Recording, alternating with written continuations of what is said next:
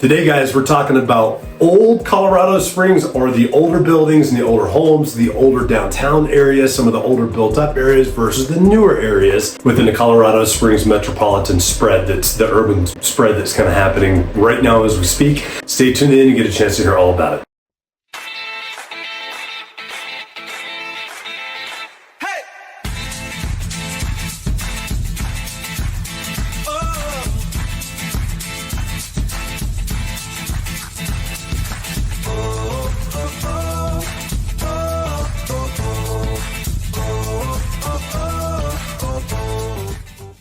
So real quick, guys, before we get into this video, I just want to say if you've got any kind of real estate needs whatsoever in the Colorado Springs area or in the Pikes Peak area as a whole, please don't hesitate to reach out to us, 719-266-2725. We're a team of agents that love living where we work. We love working here. We love this area so much, and we love to help you out with any kind of real estate needs you have, buying, selling.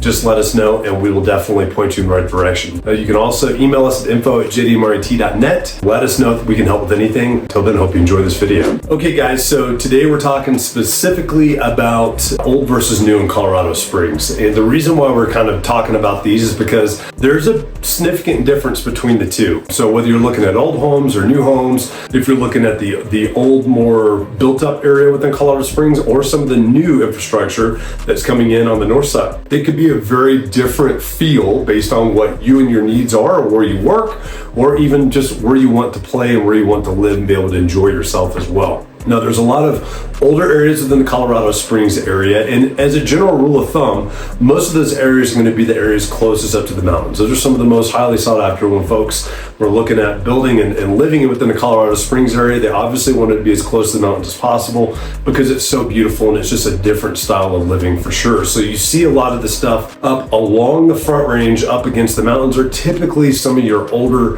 homes, your older neighborhoods, your older little subdivisions that are out there. Not always. There's a few that kind of, can be a little bit different depending on where you are and if there were some extra lots that were available. But for the most part, that's a good rule of thumb. And you're looking at like the Broadmoor area, the Old Colorado City area, the Kiss and Camel area, the Mountain Shadows area. Some of Mountain Shadows has some newer stuff that's in there too, all the way up into Peregrine, which is up just south of the Air Force Academy too. We see a lot of the older stuff that's on the west side of I-25 or right up against I-25. That's why I-25 is where it is, because it goes right through that heart of the town right there too. Now, as you typically get further east, you're going to start seeing things get a little bit newer, in the sense of when it was built. So out by the airport, or even to the north, quite a bit as well, like up in the North Gate and up in the Interquest area as well.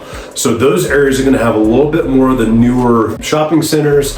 You're going to have areas like Shields and new restaurants, different things that are kind of popping up within those areas too, which can be very different, have a very different feel than some of the older areas that have a lot more character. So if you're looking at homes and you want a new home, then normally you're going to be looking to the east or up north. If you're looking for something that's a little bit older and you don't mind a home that's got a lot of character with it as well, but it's still a great home and just maybe it is even fully updated on there, you're going to be looking a little bit more to the centralized portion of Colorado Springs and to the west side of Colorado Springs as well. Some things I want you guys to remember too is you see all those big beautiful trees all around the built up or the older areas. There's a reason why you don't see a lot of those in the newer areas. It's because it takes trees so long to grow up here. So don't think it's going to look like downtown Colorado Springs when you actually buy up in a newer area up there. It's going to take probably decades, maybe even a generation or two before those trees are really able to grow to the point where they've got the ability to look like that too. It will come, but it's just going to take a lot of time. Lots of stuff that folks like to do within the areas they live in is typically where they stay in, unless there's that one-off that they go to and they want to go do in different areas. What